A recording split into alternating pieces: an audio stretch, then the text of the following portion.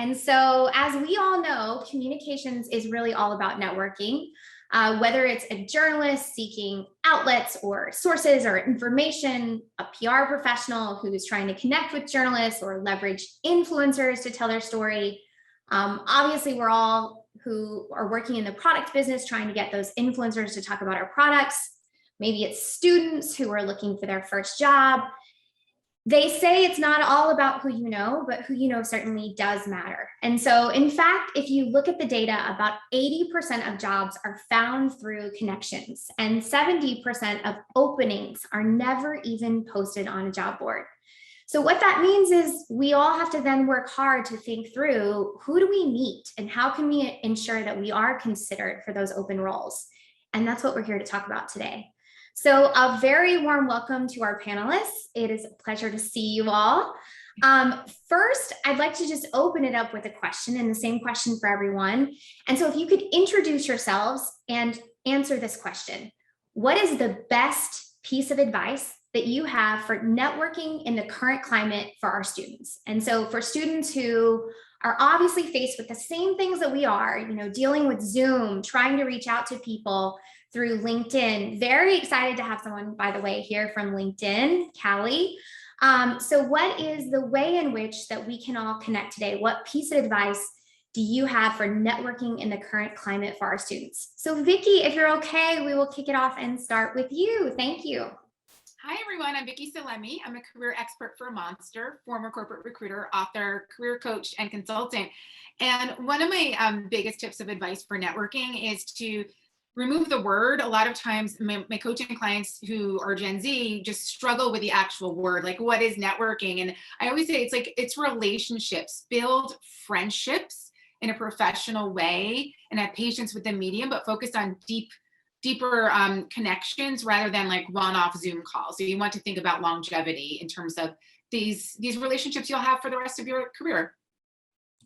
It's a really good call, Vicki. The word networking, it's such a formal word. It can feel a little bit intimidating. Amy, we'll go to you next. Hi, I'm Amy Siegel. I am the head of talent acquisition for Edelman. And so my first piece of advice on networking: do it. A lot of people think they're doing it, and it becomes so daunting that people don't know where to start. And so my best piece of advice is to recognize, and this will serve you now, and this will serve you for the rest of your career, that networking will always mean your peers.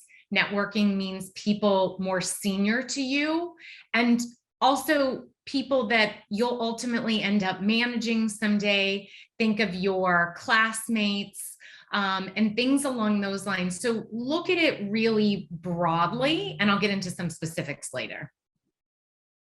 That's super helpful, Amy, and probably, I think, advice that sounds like very straightforward, but it's all about how you show up as well, right? Because I won't name the university, but I recently spoke to a group of students. I was excited to be on camera, and they all had their cameras off. And I thought to myself, well, if you friend me on LinkedIn, I'm not going to remember you because all I'm staring at is this blank screen. So I agree. Do it and do it in a way that definitely leaves an impression. Show up. Okay, Jennifer, we'll go to you next. Thanks so much, Dusty. It's so great to be here. My name is Jennifer Delman. I'm an account director at Small Girls PR, which is a boutique PR and brand communications agency that works with clients like Madewell, Billy, and Olay. And in terms of my best networking advice, I would say that we're all in this unique time where everything is virtual. So I would say to be fearless, because we're all kind of in the same playing ground, whatever someone's title may be. Don't be intimidated because we're all in this weird time together. So if there is a dream company you want to work for, or a person with your dream job, just go for it because they're in the same kind of boat the rest of us are. So just go for it. I think it's a good call out. And I will say, Jennifer, I once went up to Kathy Black when I was a lowly getting started communications PR person. She was speaking at a luncheon. For those that don't know, Kathy Black is the former president of Hearst Magazine. She was a pioneer in the industry, participated in many a New York Women in Communications event. And I went up to her and just said, I read your book. It had a profound impact on me. Would you ever have a cup of coffee? We had coffee the next day. I had no business having coffee with Kathy Black at that point in my career, but she's still a friend and a mentor. And I'm so glad that I did it. So I think it's excellent advice, and hope others will take it. So Callie, we'll end with you. We'll go to you next. Yeah. Hi, everyone. I'm Callie Schweitzer, the Creator Programs Lead at LinkedIn, which means that I work every day with creators to amplify your voice and help you build your community. Anyone can be a creator, by the way. So, I mean, I'm talking about all of you.